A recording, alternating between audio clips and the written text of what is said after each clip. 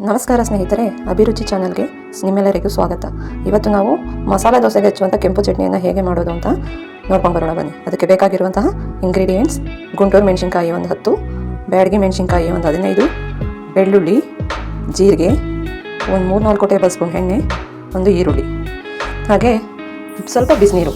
ಈ ಬಿಸಿನೀರಿಗೆ ಈ ಬ್ಯಾಡಗಿ ಮೆಣಸಿನ್ಕಾಯಿ ಮತ್ತು ಗುಂಟೂರು ಮೆಣಸಿನ್ಕಾಯಿ ಎರಡನ್ನು ಬಿಸಿನೀರಿಗೆ ಹಾಕಿ ಸ್ವಲ್ಪ ಹೊತ್ತು ನೆನೆಸ್ಕೋಬೇಕು ಸ್ನೇಹಿತರೆ. ಇದು ನೆನೀತಾ ಇಲ್ಲಿ. ನೆಕ್ಸ್ಟ್ ಏನು ಮಾಡಬೇಕು ಅಂತ ಹೇಳ್ತೀನಿ.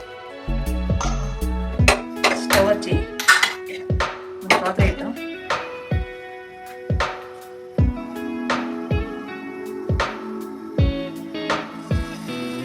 ಪಾತ್ರೆ ಸ್ವಲ್ಪ ಬಿಸಿ ಆದಮೇಲೆ ಸ್ವಲ್ಪ ಎಣ್ಣೆ ಹಾಕಿ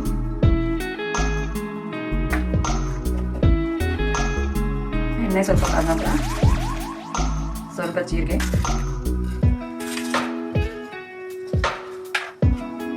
ಬೆಳೆಸಿಟ್ಟಿರುವಂಥ ಬೆಳ್ಳುಳ್ಳಿ,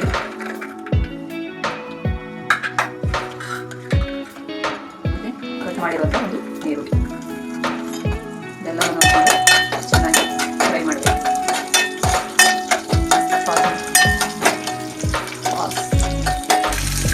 ನಂತರ ನೆನೆಸಿಟ್ಕೊಂಡಿರುವಂತಹ ಬ್ಯಾಡಗಿ ಮೆಣಸಿನಕಾಯಿ ಮತ್ತು ಗುಂಟೂರು ಮೆಣಸಿನಕಾಯಿ ಇದನ್ನು ಕೂಡ ಚೆನ್ನಾಗಿ ಫ್ರೈ ಮಾಡಬೇಕು.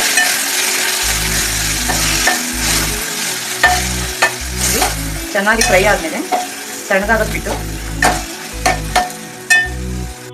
ಈಗ ಇದು ತಣ್ಣಗಾಗಿದೆ, ಇದನ್ನು ಒಂದು ಮಿಕ್ಸಿ ಜಾರ್ಗೆ ಹಾಕೊಂಡು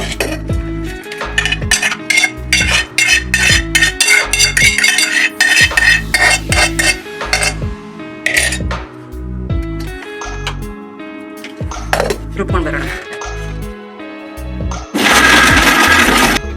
ಇಷ್ಟು ತರಿಯಾಗಿ ರುಬ್ಬಿದ್ಮೇಲೆ ಒಂದು ಸ್ವಲ್ಪ ಉಪ್ಪನ್ನು ಹಾಕೊಂಡು ಮತ್ತೆ ಇದನ್ನು ಗ್ರೈಂಡ್ ಮಾಡ್ಕೊಳ್ಳೋಣ. ನೋಡಿ ಸ್ನೇಹಿತರೆ, ಮಸಾಲೆ ದೋಸೆಗೆ ಬೇಕಾದಂತಹ ಕೆಂಪು ಚಟ್ನಿ ರೆಡಿಯಾಗಿದೆ. ಎಲ್ಲರೂ ಟ್ರೈ ಮಾಡಿ ಹೇಗಿತ್ತು ಅಂತ ಕಮೆಂಟ್ ಮಾಡಿ.